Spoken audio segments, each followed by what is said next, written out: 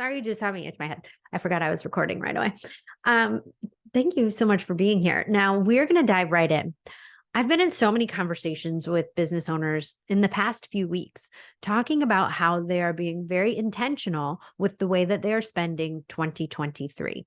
They're looking at all of the things that have been asked of them in years past, and they are really narrowing down to the things that are the essential for them. Now, I wonder to myself, is this a result of what's happened to us collectively as a society in the last few years? Since 2020, life has been just like 100%, a million miles an hour.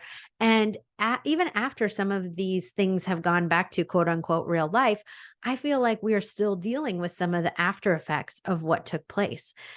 As pandemic restrictions were lifted and we could go back to life as it was, I found that a lot of organizations, businesses, even just social circles went full bore into making up for lost time. Do you feel like that too? And as a result, me personally, I said yes to not just the things that I was doing before, but also more things after because I wanted to make up for that lost time too. I wanted us to go back to the successes we saw. I wanted to have all of the events that we had before. And while, however, you receive that before and after, know that there are always things in our lives that we will really mark as milestones, things that happen before said event and things that happen after said event. And after whatever that event is, we go through this season where we want to make up for that lost time. And then inevitably we come to the conclusion that we can't possibly do all of those things to the degree that we want to. And we need to prioritize and set intention behind the activities, the involvement, and the time that we're spending. And for me personally, I had this happen back in 2018 when our daughter had a health crisis. There was the time before Charlotte got sick, and there was the time after. And in the immediate aftermath, I felt like I was losing so much time. She was in the hospital for 8 weeks. And then we had 3 times a week driving half an hour to therapy sessions. And so I constantly felt like I was making up for lost time and that I had missed out on all of this work that I could have been doing, this progress that I could have been making, the energy that I could have invested in my clients. And my clients were fantastic. Some of you watching this are clients from that time period. And everybody was so gracious and generous, saying, just do what you can. This is like, come back to this later. But personally, I had that pressure as an achiever saying like, I need to make up for this lost time. And in the moment, I was like, I can't believe I haven't been able to work. And now I look back and I was regularly posting while she was still in inpatient physical therapy. And I went back right to the way things were. And even just earlier this year, I was sick for a week and I told my husband, like, I'm behind because I just haven't had any time to work. And he's like, Molly, the whole time you were in the recliner, you had your laptop and you were working. And so I knew, and for those of you that are listening, you might have some of these moments in your own life where you're like, there was a before and there was an after. And I felt like in the after, I had to make up for lost time. But now looking at where we are in 2023, I know that I need to set an intention and spend my time, my energy more wisely. And so if that sounds like it's resonating for you, listen a little further. So back in 2022, I, at late January, had this call, like a ping in my brain when I was contemplating what my word of the year was going to be. And I've done a word of the year ever since Charlotte was in the hospital. So I could have this North Star, this thing that could orient all of my actions. So I was taking steps in the right direction rather than going over here, then going over there. And in those years, I've had words like nourish, like taking care of myself, my body, my family. I've had words like flourish. I've had words like joy. And those really centered what I was doing for the year. As I entered 2022, I didn't have that clarity that I had had in years prior of what this word of the year was going to be. And it wasn't until late in the month of January where I had that ping that was like, oh, this is it. And the word that came to me was shift. I knew that 2022 was going to be different than years prior because I could feel myself maturing as a business owner. I knew that this was the year that my kids were going to be mostly in school for more days of the week than not. I knew that I was making some personal changes on a personal level. And I just felt like this was going to be a year of change. And when that word shift came up, I was like, yeah, that's it.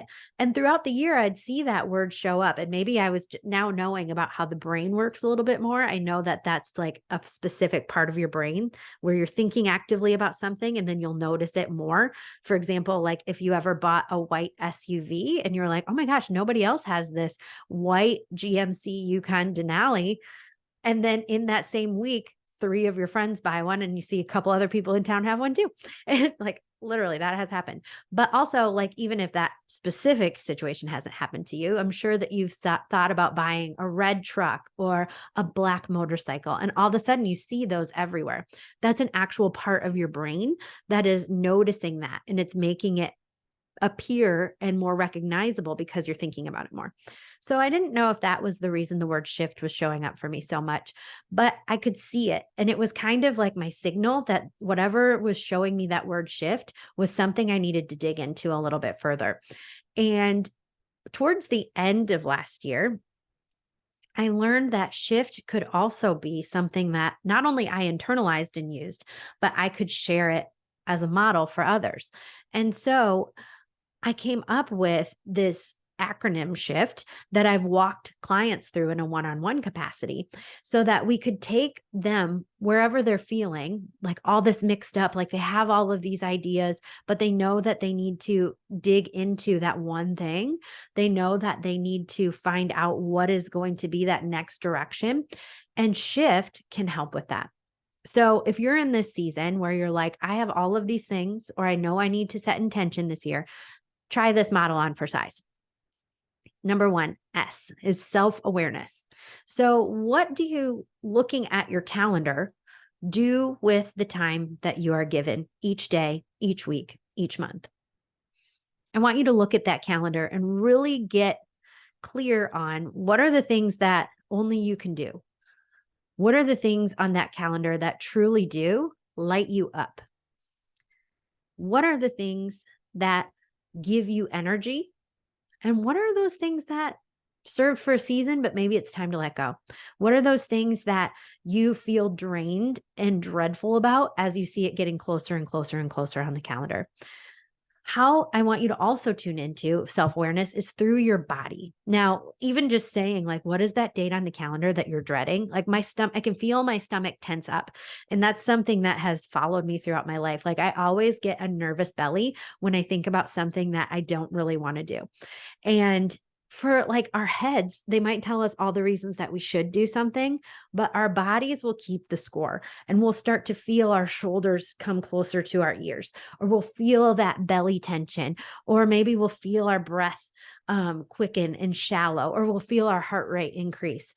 I want you to start tuning into what are those signals that you're getting when you think about certain things on your calendar or in your obligations that you're doing day to day.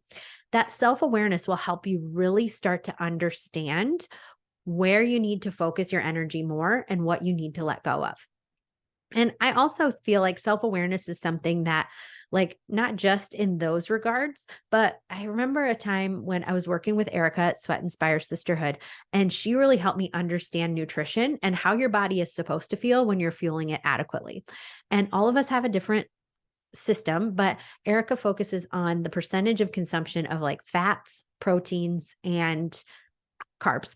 And for me, I found that I need to eat a low fat, high carb diet, and I feel like I am unstoppable. I have energy for days.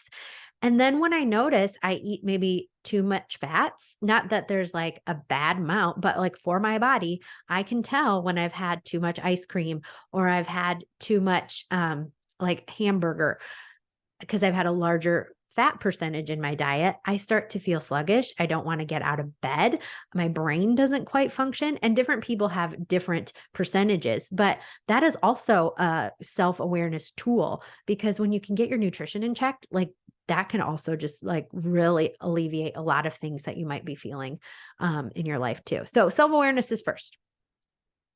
Number two, the H in shift is human design. I've talked a lot about human design in the last year, but it is a modality that gives you language around why you are the way you are. And it centers around the date and the time that you were born. And I know for some of you watching this, you might be like, Molly, this is a little bit woo-woo. And, I agree. It is a little bit like astrology and all of that. Like it can feel a little bit far-fetched, but there's just something about human design. Every single person I've talked to, their human design is like unlocking a treasure chest of why you are the way you are.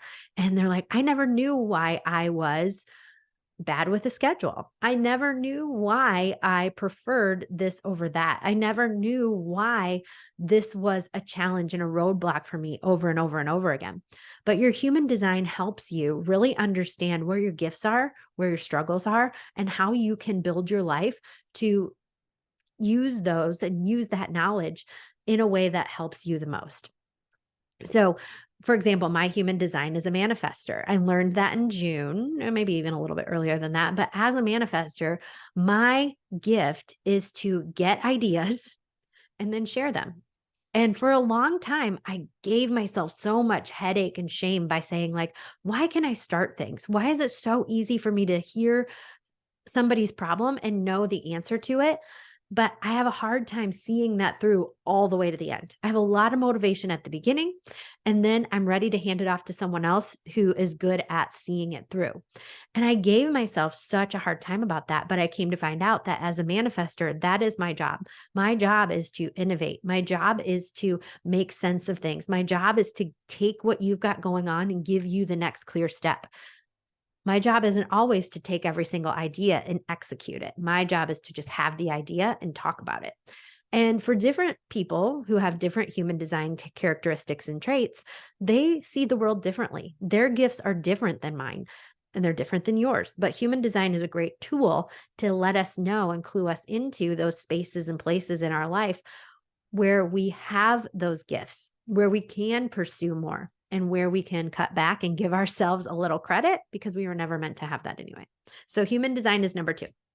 Number three is that intention.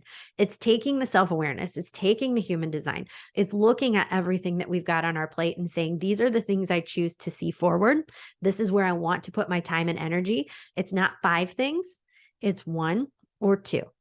And we're setting an intention as we go forward to say, this is how I want this to go. And I recently was introduced to a book by my friend Jade Boyd called Essentialism by Greg McKeown, I believe. And it has rocked my world, you guys. It talks about how productivity and the most successful businesses really are clear on the essential few things that they do best. And they really can double down on their mission. It's not cloudy. It's not obscure. It is exacting. And that's how I want you to see this intention in the shift model. It's being so specific about what your priority is. Limit 2. So that you can live a fulfilling life that is less stressful, that is less hectic, and makes you feel like you are getting the results you want. So I in shift is setting that intention, limit 2. F, the 4th step in the shift framework, is frame. So it's saying, this is my intention. Here are the things that I have right now. How am I going to pare this down? And how am I going to maximize those things that mean the most to me, those intentions that I've set? So it's really getting clear on what is our plan for carrying this forward. And if it's a business decision, it's creating a model that you can follow or a set of action steps. And if it's a personal side, it's doing the same thing. How can I set up my personal life for success? And then the last part of the shift model is test. Very rarely will we ever get it right 100%. In the first go. So it's saying, this is what I want to do. Here's how I'm going to try this out. I'm going to release it into the world. I am going to tell people about it. I'm going to measure how it's received, and then I will tweak it if I need to. So let's say that you said, I'm going to make an intention to spend more intentional time with my family. And so one of your action steps is to, oh, there's my microwave. That's my timer. So one of your action steps is to put your phone away after 4 p.m. at night. So as you are in that test out mode, maybe you realize that you have a majority of your emails come in between 4 and 5 p.m. and you've been missing on a lot of important communications. So then after the test, it's allowing us to go back and say, okay, I want to be intentional with my family time, but maybe I need to adjust that and say from 4 to 5 p.m., I have to be on my phone. So instead of putting my phone away after 4 p.m., it's putting it away after 5 p.m. and giving yourself that grace to say that your plans won't always be 100% executed the first time, but it's giving yourself the grace and space to try it out, make adjustments as needed so that you can be successful in the long run. So, my friends, that is the shift model. Please, please, please use this. Feel free to adapt it to your own needs. And by no means am I an expert in this. I am very much in the testing phase constantly, but it's being willing, it's being open, it's being unafraid to try and release things out so that we can see what is possible for us. So whether that's in business, whether that's in your marketing, your social media accounts, in your life, how you're showing up as a mom or a dad, I want you to know that shifting is okay and it is possible if you can break it down into these steps. I do plan to take a few people through a shift program starting in mid-February. So if this sounds like something that you want accountability with and you want to experience with a group, shift may be right for you. What I want you to do, if this feels like the next best step for you, is respond to this message. Whether if you're getting this in email, just hit that RE and say, hey, I'm interested in shift, and I'll add you to the short list. If you're watching this on social media or on YouTube, what I want you to do is shoot me an email, molly@mollyknuthmedia.com, and say, hey, I'm interested in shift. But then for those of you who are interested, I'll be giving you some more information as we reach late January, early February, so that you are ready to go when we begin on Valentine's Day. All right, my friends, thank you so much. And I hope you have a wonderful rest of the month. And I wish you all the best in the future shifts that are in front of you.